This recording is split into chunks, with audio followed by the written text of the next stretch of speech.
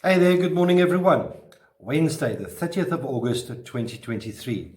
This morning we have two devotional readings and permit me to read them for you. The first one is from Philippians chapter 4, verse 6, which reads, "Do not be anxious about anything, but in everything, by prayer and petition, with thanksgiving, present your requests to God."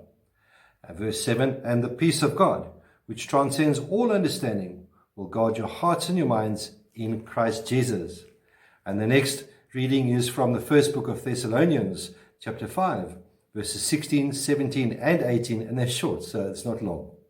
So it reads, "Be joyful always, pray continually, give thanks in all circumstances, for this is God's will for you in Christ Jesus." Today is going to be a slightly different devotional in the sense that you may have heard me speaking about a video that I was going to make later on due to some medical procedure that needs to take place. Anyway, so the procedure is taking place tomorrow on the 31st of August in Pretoria, in hospital, obviously. And it's to remove this thing on the side of my face. This is a SCC, squamous cell carcinoma. Now, the history behind this is that last year in 2022, the beginning of the year, I discovered I had a knob over here, so I went to our local GP and he chopped it out. But he did say to me he didn't get it all out and that I had to go back to him when it came back. This thing reappeared and I only went back towards the end of December last year. So they took it out and it was once again confirmed as squamous cell carcinoma. Beginning of this year, February, March, thereabouts, it reoccurred and it's been growing quite aggressively.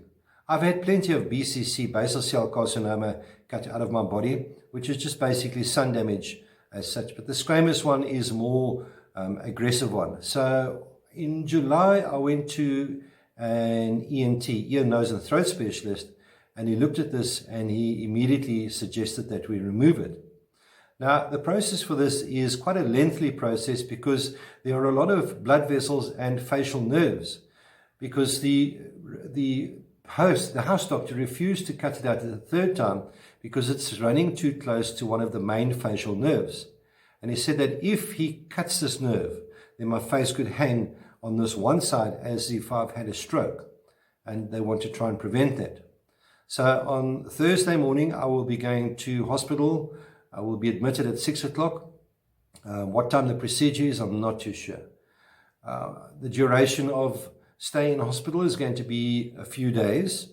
And once again, I'm not too sure about how long. But the process of this is that they're going to remove this piece of my face all the way down here to just behind the ear. And then they're going to do a skin graft from my right arm, which is my non-dominant arm. If you look carefully, you'll see a scar there. That's when I ran through it last year chasing a young girl. I was about 12 years old, but don't worry about that. So anyway, they'll remove this piece of skin and then they will graft it onto my face.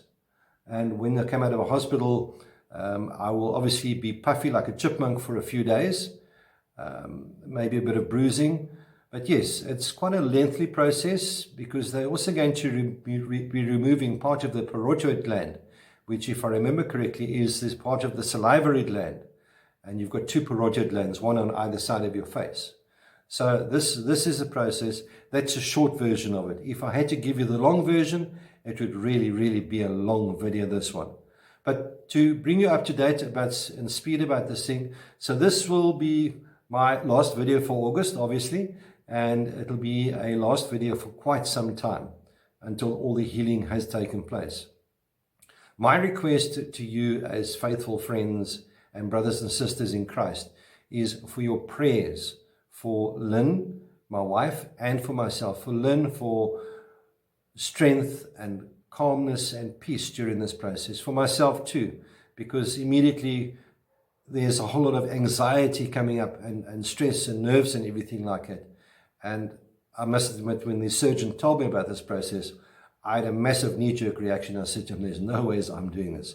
But needless to say, I've been speaking to a number of doctors and I've been speaking to a number of good friends, and they have said to me that it would be the wisest thing to do. So all I'm asking is for your prayers and for both Lynn and myself.